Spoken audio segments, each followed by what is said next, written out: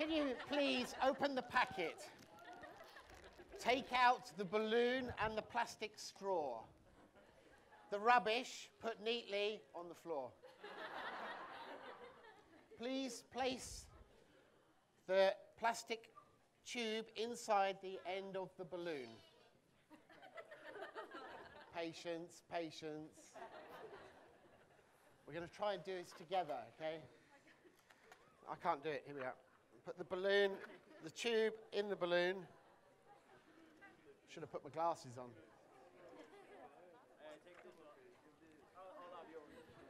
Thank you very much. Thank you very much.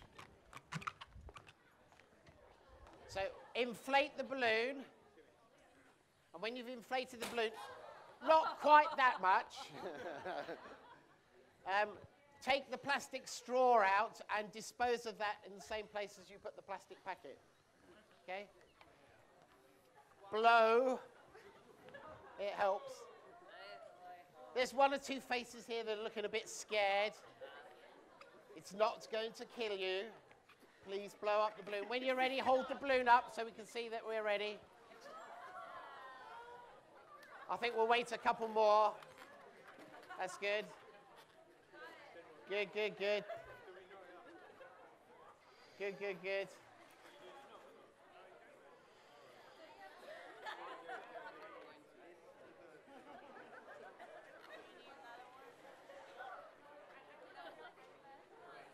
All right. Are we ready? Anybody having trouble? Good, good. Doesn't matter, doesn't matter. It doesn't matter. All right, we're going to do a countdown. On the count, when we get to 0, we're going to let them go. Point them towards the stage, okay? Are you ready? 3, 2, 1, fire! Yay!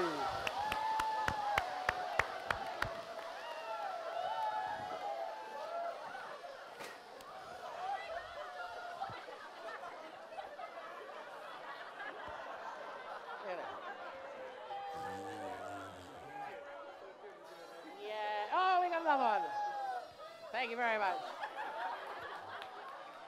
Thank you very much. To many people, a balloon is a child's toy. It's something that's handed out at birthday parties, at fairs, and all sorts of celebrations. To me, a balloon is a tool. It's how I earn my income. I do shows. I travel the world. This tool allows me to earn a good income, to do the things I want to do, to spend time with the people that I want to do. It's a way of me being able to communicate and express a message. My father, he went to university at the age of 16.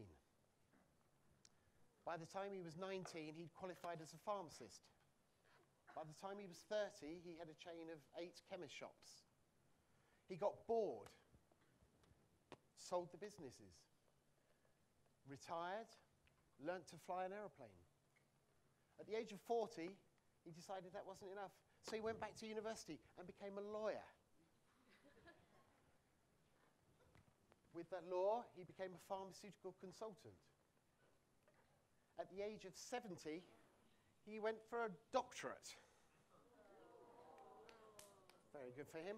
Thank you very much, Dad. The pressure was immense.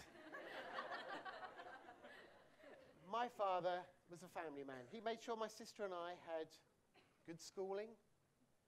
We left our lovely home in the country for some exotic holidays when aeroplanes had very square windows. We went skiing holidays and other tremendous adventures.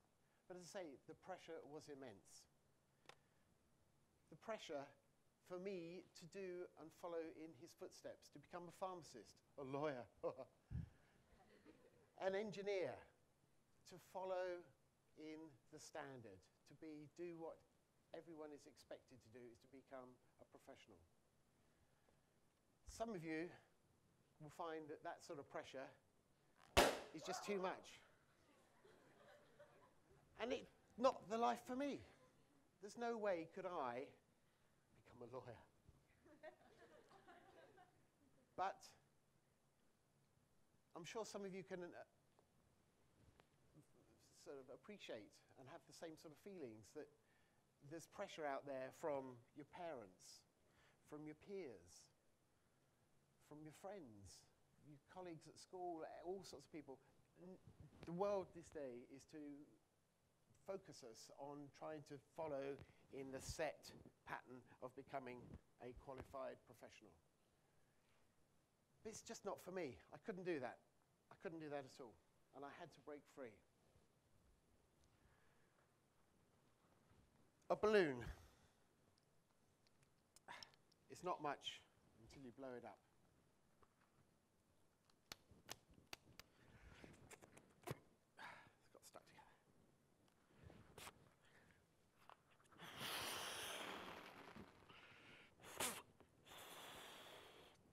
To break free from those expectations, you have to do something that's different. Stretch yourself. And as you stretch yourself like a balloon, you feel the pressure of those family and friends saying that I want you to do what is expected. The challenge is how to break free, how to do something that you want to do and to follow your own dreams.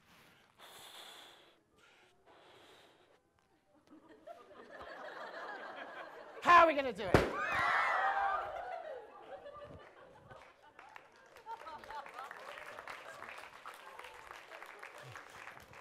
It's in my hand. It's in my hand.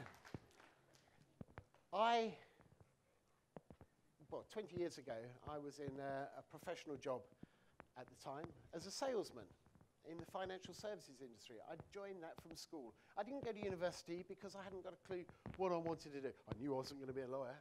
An engineer, my maths was okay, but not really. And so I became a salesman.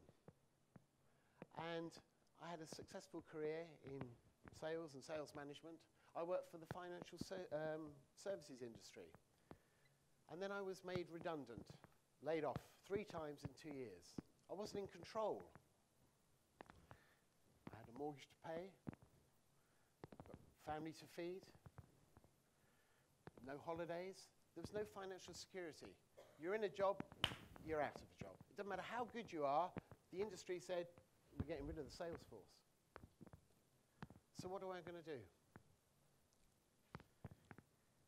We packed up our bags. We flew to Hong Kong. And I'm going to become an IT expert because that's what was expected, to do something standard. And I had this hobby as a kid of magic. And I love magic, those little tricks. Absolutely useless at it, but I loved magic.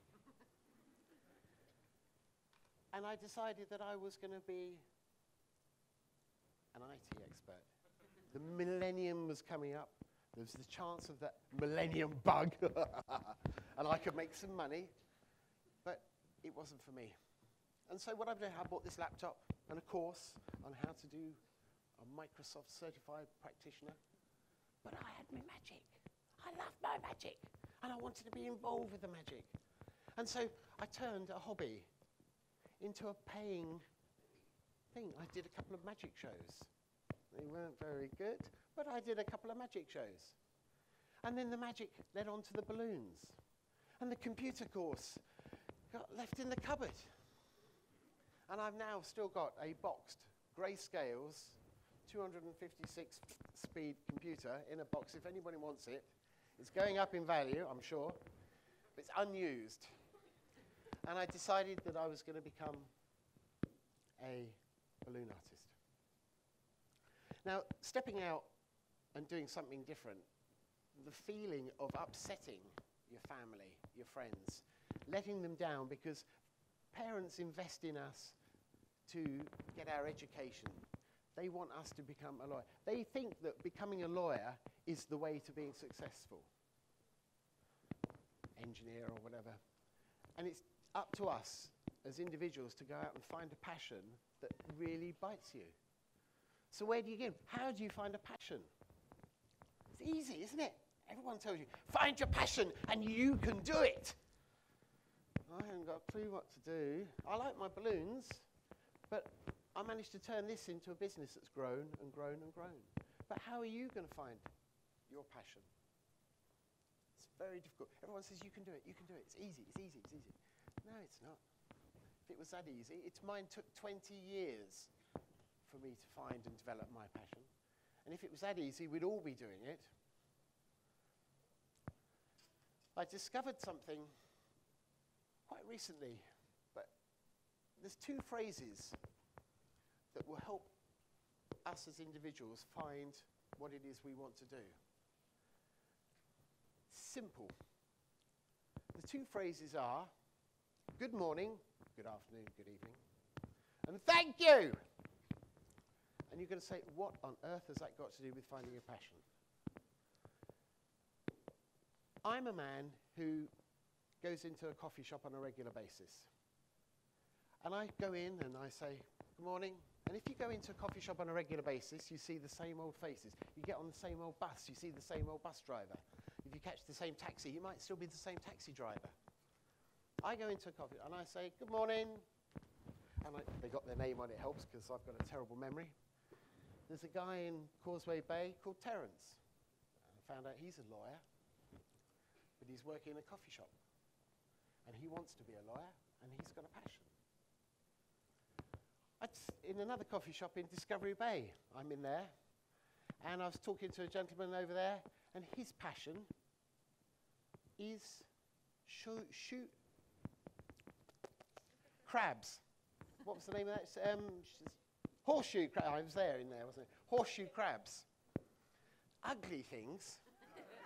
Ugly things, but that's his passion. And he is really, really into it. And that's with his passion. He's found that. Now, why am I saying good morning, and why am I saying thank you? Because I believe that to find your passion, you've got to try something new every day. And that, again, is hard to do.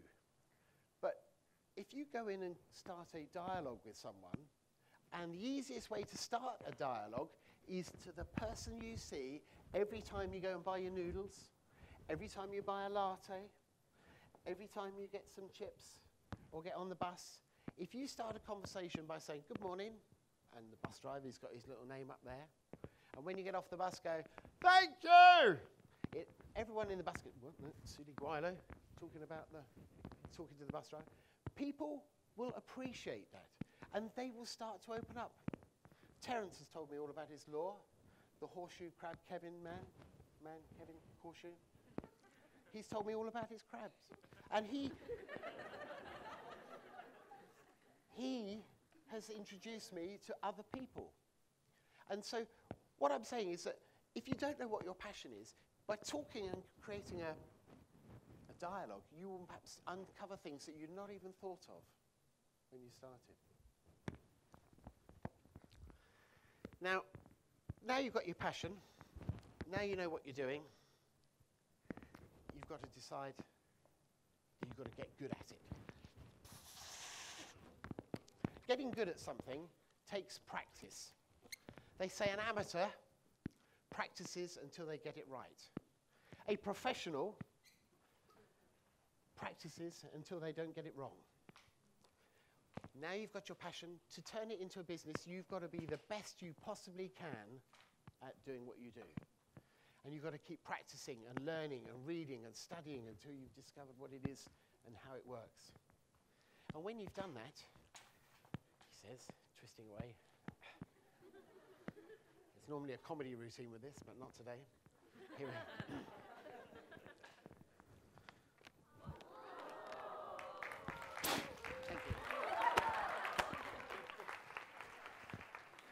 When you've mastered your art, you now are an expert in balloons, or an expert in whatever tool that you have and that you use.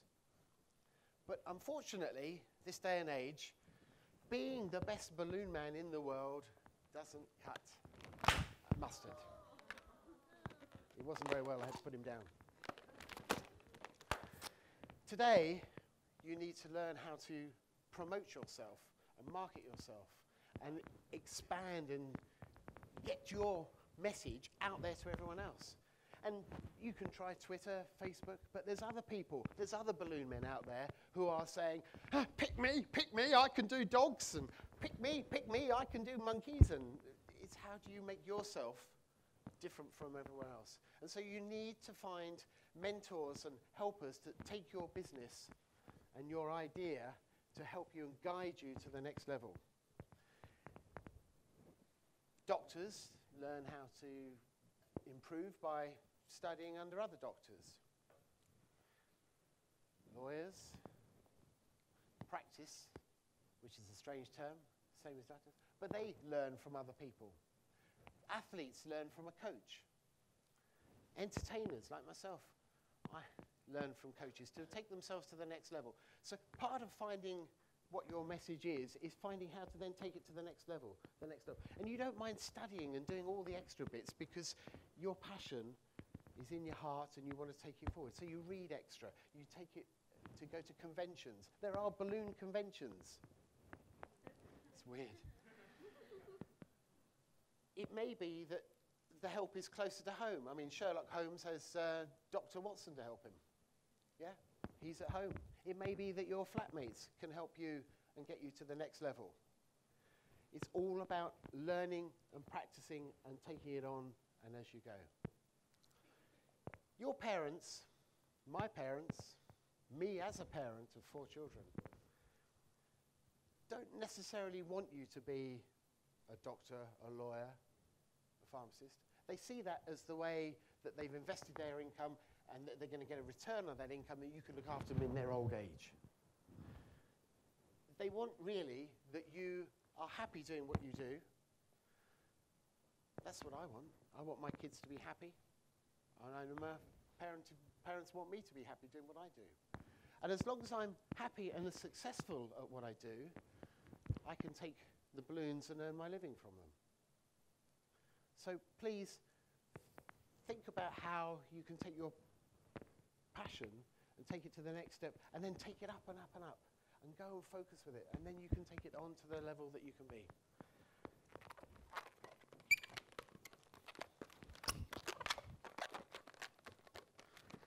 The question is not necessarily what is your passion. The question perhaps should be why you have a passion. Why is your passion? Because if you know the why, the what is so much easier. And I'm often asked, not what I do, you can see what I do. I'm asked why I do what I do.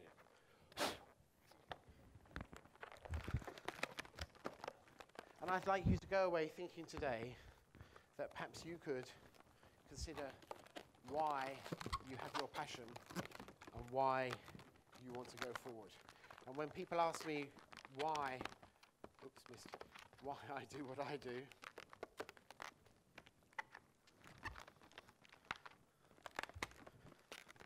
it's the smile.